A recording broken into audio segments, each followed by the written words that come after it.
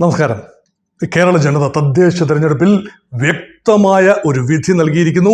ആ വിധിയുടെ ആകമാന ഉള്ളടക്കം LDF എതിരെയും UDF അനുകൂലമായും BJPയെ ചേർത്ത് നിർത്തിക്കൊണ്ടും ഉള്ളൊരു വിധിയാണ്. ഇപ്പോൾ ഈ വീഡിയോയുടെ ഇതിവൃത്തം LDF ഭീമമായ പിന്നാക്കം പോക്കിൻ്റെ പിന്നാമ്പുറങ്ങളിലൂടെ ഒരു സഞ്ചാരം. അത് റിസൾട്ട് പൂർണ്ണമായി പ്രഖ്യാപിക്കുന്നതിന് തൊട്ടു മുൻപുള്ള നിമിഷങ്ങളിൽ റെക്കോർഡ് ചെയ്യപ്പെടുന്ന ഈ കാര്യങ്ങൾ ഒരുപക്ഷെ അന്തിമ കണക്ക് വരുമ്പോൾ ചെറിയ മാറ്റങ്ങൾ അങ്ങോട്ടും ഇങ്ങോട്ടും വന്നേക്കാം.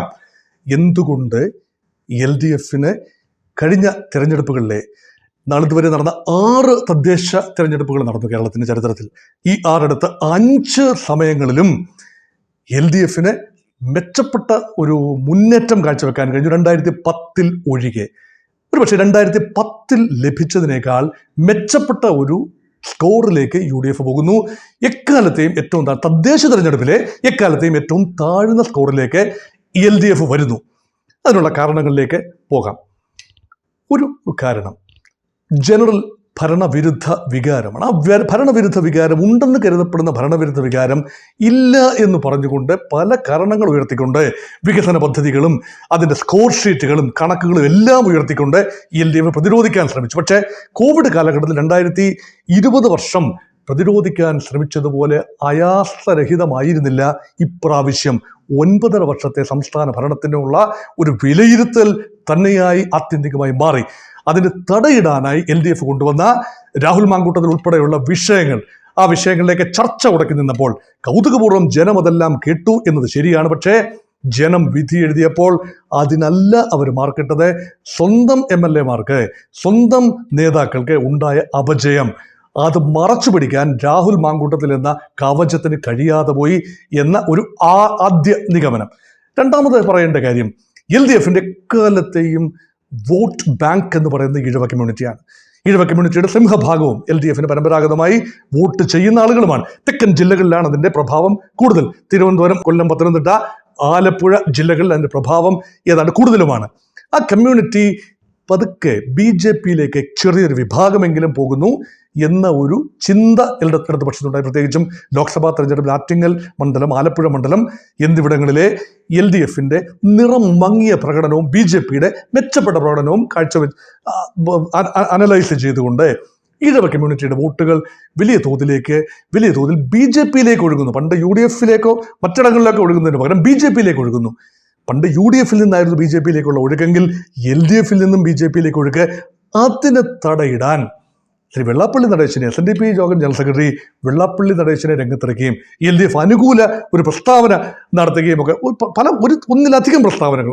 പലപ്പോഴും വെള്ളാപ്പള്ളി നടേശൻ്റെ പ്രസ്താവനകളിൽ ചില സാമുദായിക ധ്രുവീകരണം, മുസ്ലിം സമുദായം ഏറെ കാര്യങ്ങൾ, ഏറെ ബെനിഫിറ്റുകൾ ഇവിടെ നേടിയെടുക്കുന്നു എന്നൊരു നറേറ്റീവ് കൊടുക്കുകയും സാമുദായികമായ ഒരു ധ്രുവീകരണം അറിയാതെ അടിത്തട്ടിൽ, മേൽത്തട്ടിൽ വളരെ ശാന്തമാണ് കാര്യങ്ങൾ, അടിത്തട്ടിൽ, കേരള മനസ്സിൻ്റെ അടിത്തട്ടിൽ ആ ഒരു ധ്രുവീകരണം വരികയും ചെയ്തപ്പോൾ മുസ്ലിം ജനസാമാന്യത്തിലേക്ക് LDF വളരെ കഷ്ടപ്പെട്ട് പണിതൊരു പാലം, പ്രത്യേകിച്ച് മലബാർ മേഖലയിൽ ഉജ്ജ്വലരായ നേതാക്കളെ വളർത്തിക്കൊണ്ടുവരുന്നു. മുഖ്യമന്ത്രിയുടെ മരുമകൻ വരുന്നു, എൻ്റെ ശംഷീർ എന്ന സ്പീക്കർ വരുന്നു, മറ്റ് നേതാക്കൾ വരുന്നു. മുസ്ലിം ലീഗിലൂടെ അല്ലാതെ നേരിട്ട് അരിവാൾ ചുറ്റിക നക്ഷത്രം ചിഹ്നത്തിൽ ജനഹൃദയങ്ങളിലേക്ക്, മുസ്ലിം ഹൃദയങ്ങളിലേക്ക് പ്രവേശന കവാടം ഒരുക്കിയ LDF വലിയ തിരിച്ചടിയായി മാറി. അതുകൊണ്ട് മലബാർ മേഖല ഏതാണ്ട് ശക്തമായി LDF നിന്നിരുന്ന മലബാർ മേഖല ഏതാണ്ട് പൂർണ്ണമായി LDF കൈവിട്ടതിന് പിന്നിൽ മാറി വന്നൊരു ചിന്തയാണ്. കാരണം ഒരേ സമയം തന്നെ പ്രബല സമുദായങ്ങളായി ഈഴവ സമുദായത്തിൽ 27% വോട്ടുണ്ട്. അതായത് അത്രയും ജനസംഖ്യയുടെ 26-27%. മുസ്ലിങ്ങളിൽ ഏതാണ്ട് 26-27% വരും. ഈ 2 സമുദായങ്ങളും ധ്രുവീകരിക്കപ്പെട്ടു. ഇടതുപക്ഷത്തേക്ക് ഈഴവ വോട്ടുകൾ സ്വാംശീകരിക്കുന്നതിൽ പരിമിതിയുണ്ടായി. അതിൻ്റെ ഒരു ഭാഗം ഇപ്പോഴും തുടർന്ന് BJPയിലേക്ക് പോയി എന്ന് കാണാം. അതുകൊണ്ടാണ് കൊല്ലം കോർപ്പറേഷൻ ഉൾപ്പെടെ BJPക്ക് മെച്ചപ്പെട്ട പ്രകടനം കാഴ്ചവെക്കാൻ കഴിഞ്ഞത്. അതുകൊണ്ടാണ് തിരുവനന്തപുരം നഗരസഭയിൽ നല്ല പ്രകടനം കാഴ്ചവെക്കാൻ കഴിഞ്ഞത്. അതുകൊണ്ടാണ്. അപ്പം അവിടെ കക്ഷത്തിലിരുന്നത് താഴെ പോവുകയും ചെയ്തു, ഉത്തരത്തിലിരുന്നത് എടുക്കാനും പറ്റിയില്ല എന്ന അവസ്ഥയിലായതുകൊണ്ട് മുസ്ലിം സമുദായത്തിൽ വലിയ വേരോട്ടം തുടരാൻ LDF കഴിഞ്ഞില്ല. മാറി ചിന്തിക്കുന്ന അതിന് പ്രധാന പ്രയോജനം UDF ലഭിച്ചു എന്നതാണ്. LDF സംസ്ഥാന തലത്തിലെ LDF പിന്നാക്കം പോക്കിന്റെ പ്രധാന കാരണം 2 ജില്ലകൾ പ്രത്യേകമായി എടുത്ത് ഞാൻ പറയുന്നു. ഒന്ന് കൊല്ലം ജില്ല. LDF ചുവന്ന കോട്ടയാണ് തെക്കൻ കേരളത്തിൽ. പക്ഷേ അവിടെ കൊല്ലം കോർപ്പറേഷൻ നഷ്ടപ്പെട്ടിരിക്കുന്നു.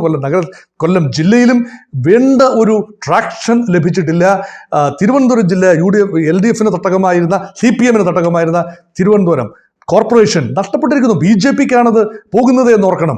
നിറംകെട്ട പ്രകടനമാണ്. ഇതെല്ലാം തന്നെ കാട്ടുന്നത് തെക്കൻ കേരളത്തിൽ കാലിടറുന്നു. ആലപ്പുഴയിലെ തന്നെ ശക്തി ദുർഗങ്ങൾ കഷ്ടിച്ച് നിലനിർത്താൻ കഴിയുന്നതേ ഉള്ളൂ LDF ഓർക്കണം. പത്തനംതിട്ടയിലും ഇടുക്കിയിലും കോട്ടയത്തും ഘടകകക്ഷിയായ കേരള കോൺഗ്രസിന്റെ സഹായത്തോടെ നേടിയെടുത്ത മെച്ചപ്പെട്ട ഒരു പ്രതിച്ഛായ, കഴിഞ്ഞ തെരഞ്ഞെടുപ്പിലുണ്ടായ മെച്ചപ്പെട്ട പ്രകടനം ആവർത്തിക്കാൻ കഴിഞ്ഞില്ലെന്ന് പോകട്ടെ. UDF തേർവാഴ്ച ഈ 3 മധ്യ കേരള ജില്ലകളിൽ കണ്ടു. അത് നിർനിമേഷമായി നോക്കി നിൽക്കാനായിരുന്നു LDF വിധി. മാത്രമല്ല, കേരള കോൺഗ്രസുകൾ നാളെ എങ്ങനെ ചിന്തിക്കും? ഇത് വലിയൊരു ചോദ്യചിഹ്നമാണ്. കോട്ടയം ജില്ലയിൽ കേരള കോൺഗ്രസ് മാണി ഗ്രൂപ്പ് നാളെ LDF നിലപാടിൽ മാറ്റം വരുത്തും. വലിയ പരാജയമാണ് കോട്ടയം ജില്ലയിൽ. ജില്ലാ പഞ്ചായത്തിലും മറ്റ് പഞ്ചായത്ത് ഡിവിഷനുകളിലും ഒക്കെ LDF സംഭവിച്ചത് ഭീമമായ പരാജയമാണ്. LDF കണ്ണു തുറപ്പിക്കാൻ അത് പര്യാപ്തമാകുമോ എന്നതാണ്. വടക്കൻ കേരളത്തിലേക്ക് പോയി കഴിയുമ്പോൾ ഇവിടെ തൃശ്ശൂർ കോർപ്പറേഷനിൽ LDF വലിയ പ്രതീക്ഷ ഉണ്ടായിരുന്നു. BJPക്കും UDF LDF ഒരുപോലെ പ്രതീക്ഷ ഉണ്ടായിരുന്നു. ഇവിടെ UDF വ്യക്തമായ മേൽക്കൈ നേടി തിരിച്ചു വരുന്നു തൃശ്ശൂർ. അത് LDF വലിയ തിരിച്ചടിയാണ്. BJP ഉദ്ദേശിച്ച മേൽക്കൈ തൃശ്ശൂർ നേടിയില്ല എന്നത് ഒരുപക്ഷെ ചെറിയ കോൺസലേഷനുമാണ്. കോഴിക്കോട് ജില്ല LDF വലിയ തോതിൽ നഷ്ടങ്ങളാണ് തരുന്നത്. ഇപ്പോൾ ഏറ്റവും വലിയ കക്ഷിയായി ഒരുപക്ഷെ ജില്ലാ പഞ്ചായത്തിലും കോർപ്പറേഷനിലും LDF മാറുമ്പോഴും വ്യക്തമായ മേൽക്കൈ ഉണ്ട് എന്ന് പറയാൻ ആവാത്ത രീതിയിൽ കോഴിക്കോട്ടെ ജനങ്ങൾ വിധിയെഴുതി എന്ന് പറയുമ്പോൾ തീർച്ചയായും ഒരു മുസ്ലിം എലമെന്റ് അവിടെ കാണാം. ഒരിക്കലും പാലക്കാട് LDF കൈവിടില്ല. പക്ഷെ പാലക്കാടിന്റെ ഗ്രാമപ്രദേശങ്ങൾ LDF ചേർത്ത് പിടിച്ചപ്പോൾ നഗരമേഖലകൾ LDF കൈവിടുന്നത് കണ്ടു. കാസർഗോഡ് ഉൾപ്പെടെ LDF ശക്തി ദുർഗങ്ങൾ കടപുഴകി വീഴുന്നു. കണ്ണൂർ നഗരസഭ LDF ഇപ്പോഴും ബാലികേറ മലയായിട്ട് തുടരുന്നു. കണ്ണൂരിന്റെ പാർട്ടി ഗ്രാമങ്ങൾ ഇപ്പോഴും LDF നിൽക്കുന്നു. അതിൽ അത്ഭുതം ഒന്നും തന്നെയില്ല. സമഗ്രമായ ഒരു ചിത്രം നോക്കുമ്പോൾ LDF ഉയർത്തിയ പ്ലാങ്ക്, വികസനത്തിന്റെ ഒരു പ്ലാങ്ക് ഉയർത്തി. അത് നല്ല കാര്യം, കൺഗ്രാജുലേഷൻസ്. ഒരു ക്ഷേമ പദ്ധതികൾ 1600 നിന്നും 2000 രൂപയായി ക്ഷേമ പദ്ധതികളുടെ തുക വർദ്ധിപ്പിച്ചു. അത് കിട്ടുന്ന ആളുകൾ 38 ലക്ഷത്തോളം പേരാണ് ഈ ക്ഷേമ പദ്ധതികളുടെ കിട്ടുന്നത്. മറ്റ് പദ്ധതികൾ, പെൻഷൻ എല്ലാം കൂടി കിട്ടുന്ന ജനസംഖ്യ നോക്കുമ്പോൾ ഏതാണ്ട് 3.5 കോടി ജനങ്ങളിൽ ഏതാണ്ട് 94 ലക്ഷം പേർക്കാണ് പെൻഷനും ക്ഷേമ പെൻഷനും എല്ലാം ചേർന്ന് കിട്ടുന്നത്. ഈ വോട്ടുകളും അവരുടെ ഫാമിലി വോട്ടുകളും മാത്രം മതിയാകും LDF മെച്ചപ്പെട്ട പ്രകടനം കാഴ്ചവെക്കാൻ. ഇപ്പോൾ മറ്റ് വടക്കേ ഇന്ത്യൻ സംസ്ഥാനങ്ങളൊക്കെ BJP പയറ്റി തെളിഞ്ഞ തന്ത്രമാണ്. ലാഡ്കി ബഹൻ പദ്ധതി, അങ്ങനെയുള്ള പദ്ധതികളിലൂടെ സ്ത്രീകളുടെ അക്കൗണ്ടിലേക്ക് കൃത്യമായൊരു തുക ഓരോ മാസവും എത്തിക്കാൻ കഴിയുന്നു. അതുപോലെ നേരിട്ട് അക്കൗണ്ടിലേക്ക് തുക വരുന്ന സ്കീമുകളിൽ LDF ഒന്ന് പയറ്റി നോക്കി. പക്ഷേ കേരള ജനത അത് ഗൗരവമായി എടുത്തിട്ടില്ല എന്ന് കാണാം. ഇപ്പോഴും LDF ആശ്വസിക്കാൻ കഴിയുന്നത്, ഇപ്പോൾ LDF നറേറ്റീവ് വരുന്നത് ഇതൊരു അർബൻ റൂറൽ ഡിവൈഡ് ഇവിടെ ഉണ്ട് കേരളത്തിൽ. അതൊരു LDF നറേറ്റീവ് മാത്രം കരുതിയാൽ മതിയാവും. കാരണം നഗരമേഖലയിൽ അർബൻ വോട്ടേഴ്സ്, കോർപ്പറേഷൻ, നഗരസഭ വോട്ടർമാർ UDF BJPക്ക് അനുകൂലമായി തിരിഞ്ഞപ്പോൾ ഗ്രാമമേഖലയിലെ തങ്ങളുടെ ശക്തി LDF നിലനിർത്തി എന്ന് ഇപ്പോൾ അഭിമാനിക്കുന്നു. കണക്കുകൾ, അന്തിമ ചിത്രം ഇപ്പോഴും വ്യക്തമാകാനേ ഇരിക്കുന്നതേ ഉള്ളൂ. പക്ഷെ ഗ്രാമപഞ്ചായത്ത് നോക്കൂ.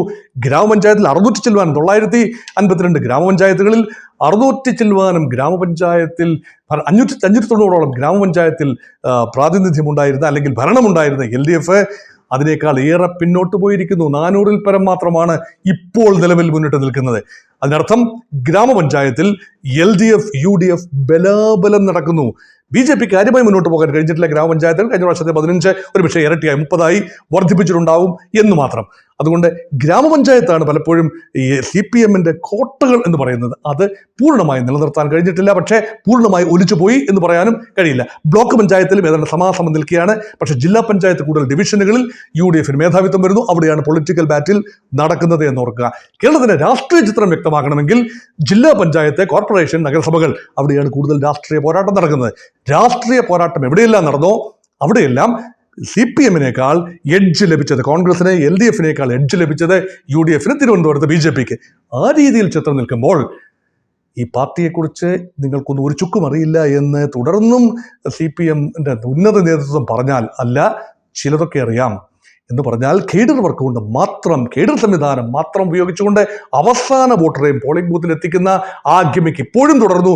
അത് മതിയാകുമായിരുന്നില്ല ഭരണവിരുദ്ധ വികാരം മറികടക്കാൻ എന്ന ഒരു ഓർമ്മപ്പെടുത്തലും കൂടി LDF ഉണ്ടെങ്കിൽ നല്ലതാണ്. പക്ഷേ ഇനി ഒരു 6 മാസം സമയം ബാക്കിയുണ്ട് നിയമസഭാ തെരഞ്ഞെടുപ്പിന്.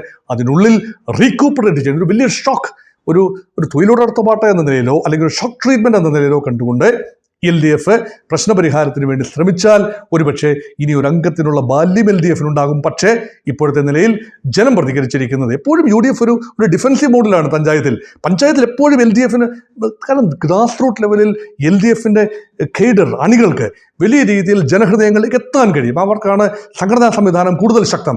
സംഘടനാ സംവിധാനത്തിന് ശക്തി കൊണ്ടല്ല UDF ഇപ്പോൾ ജയിച്ചു വന്നിരിക്കുന്നത്. അവർക്ക് ഡ്യൂ ക്രെഡിറ്റ് വിജയത്തിന് കൊടുക്കുമ്പോഴും LDFിന്റെ പരാജയത്തിനെതിരെയുള്ള നെഗറ്റീവ് വോട്ട് കൂടി, പ്രതിഷേധ വോട്ട് കൂടിയായി ഇതിനെ അംഗീകരിക്കാൻ LDF തയ്യാറാവും എങ്കിൽ തീർച്ചയായിട്ടും LDFിനെ ഗൗരവമായി പൂർണ്ണമായി എഴുതിത്തള്ളാനാവില്ല. ഈ ഫലങ്ങൾ മാത്രം വെച്ചുകൊണ്ട് LDFിനെ പൂർണ്ണമായി എഴുതിത്തള്ളാനാവില്ല എന്നുകൂടി ഓർക്കണം.